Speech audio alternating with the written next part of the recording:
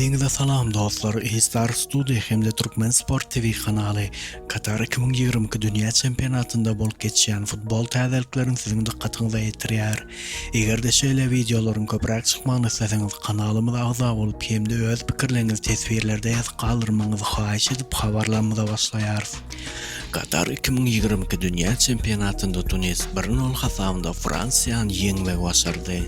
İki gezek dünya çempionu bolan Fransiyalılar dünya çempionatynyň taryhynda 3-nji gezek Afrikalı garşydaşlar tarapyndan ýeňilşe sezewar edildi. Fransuzlar 2002-nji ýylda Senegaldan, 2010-njy ýylda Jargeden we 2022-nji ýylda bolsa Tunisden ýeňilşe sezewar boldy. Dünya çempionaty D toparynda hem Daniýa, Awstraliýa bilen bolup geçen oýunda 0-1 hasabynda ýeňilip soň goruny ýeledi.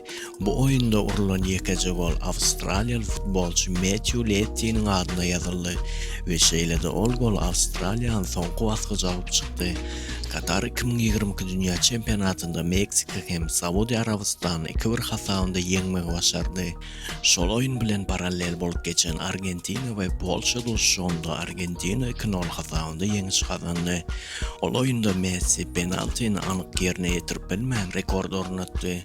Bellep geçmeli zadymyz Messi şu wagtça Dünya Çempionatında 4 penaltynyň ikisini urup bilmedi. Ýöne şeýle-de bolsa Argentina ajaýyp oýun görkezdiysek ýalňyşmarys. Şeýle-de Argentina 2-0 hasabynda Polşany ýeňip 1-8 finala ýol aldy.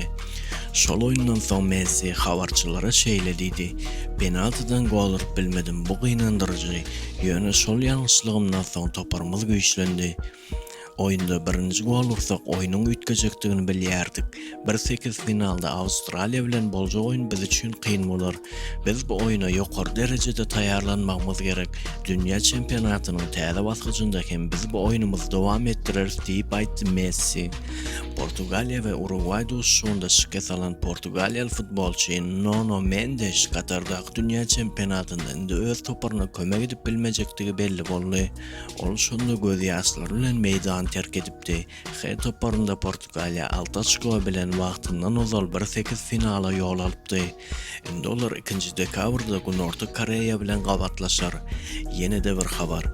Erkin agent hasaplanýan Cristiano Ronaldo Arabistan klublarynyň birine geçmegi mümkin. Bu arada marka habarlarynda ýazylýar. Onda ýazylmagyna görä Cristiano Ronaldo Ýewropa klublarynda oýnamak isleýär. Emma olardan teklip bolmasa Ronaldo 200 milyon euro teklip edilen Arap klubyna geçmegi mümkin diýip habarda aýdylýar. Bugünlükçe bizde şular dostlar. Egerde kanalymyza agza bolmadyk bolsaňyz kanalymyza agza bolmagy we şu videoň aşagyna birje like basmagy haýyş edip siz bilen hoşlaşýaryn.